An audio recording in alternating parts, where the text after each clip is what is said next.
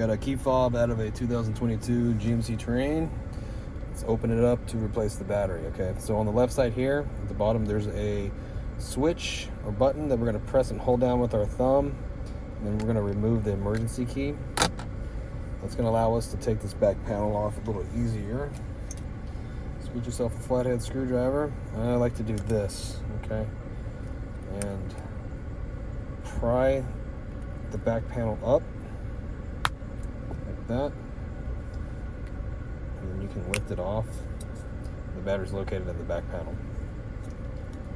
So you take your screwdriver, and there's some little slots right here that you can kind of put the screwdriver in to get it out.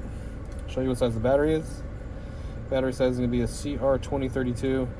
Positive sign facing down. Put it back into the holder here. It should lock and click. Stay in there. If you need a battery, check the description box. I'll have a link to Amazon where you get the correct battery for this remote. And then you just get the two halves. Start at the top, work your way down. Just put the remote back together, lock it all down. You're here to click.